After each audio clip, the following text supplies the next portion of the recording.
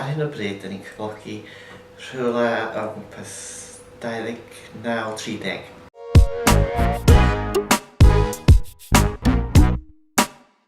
Maen nhw gyd on 3. Tair sy'n ddim yn gallu siarad Cymraeg.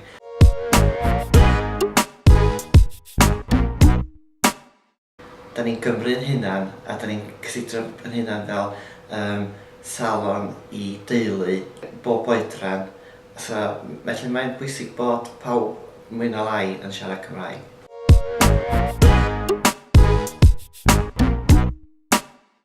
Maen nhw'n gallu cyfrithebu fwy efo'r cwsmeriad. Dyna di gwaith ni mwy na lai ydy dall be mae'r cwsmeriad angen i wneud efo'i gwelltiau a trin pobl yn gyffredinol.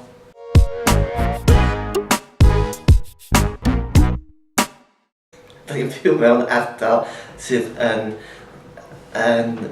Gymreig iawn, beth bynnag, neu wedi Penllyn a Ffordd a Sir Fôn y gwir hefyd, ond fel o'n i'n mynd draw am Llandudno lle o'r pedwerydd salon, oedd hynny wedyn yn gwahanol chydig bach.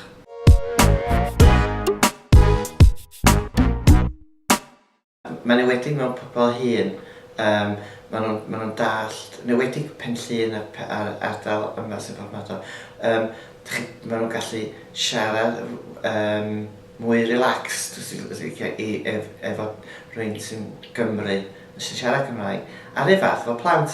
Mae'r plant yn licio rhywun Cymraeg i torri gwelliau. Maen nhw'n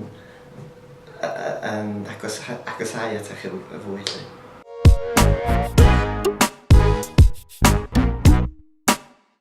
O, yndi. Dwi wedi wastad gweithio ar hynna oherwydd yn un peth da ni wedi gwerthu'n hynna mwy na lai dwi wedi gwneud lot o demonstrations i Merched y Wawr a pethau Cymreig.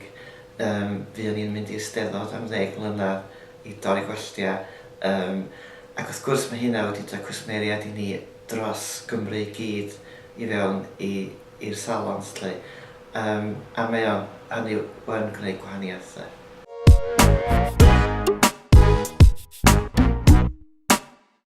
Mae pobl yn disgwyl cwsmeriad Gymraeg a dweud gwir rhaid ni trio cael pwy bynnag sydd yn ateb y ffôn i ateb yn Gymraeg gyntaf a wedyn Saesneg.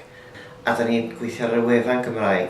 Da ni newydd cael y wefan i fyny wan a da ni'n gobeithio fydd hwnna'n Gymraeg hefyd.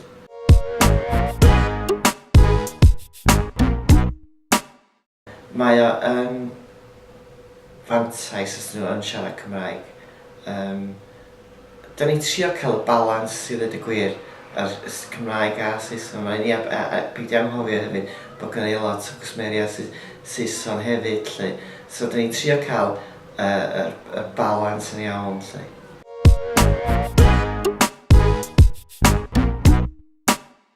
Sgiliau llafar yn bwysig ofnadwy, neu wedi yn gwaith ni. Mae'n gwaith yn eich bersonol a mae rhywun yn dod i nabod cwsmeriad a y ffordd mae rhywun yn cael ei trin pan nhw'n dod i mewn trwy drws o'r cychwyn. Mae o'n broses yn annwyl ac yn ffeind.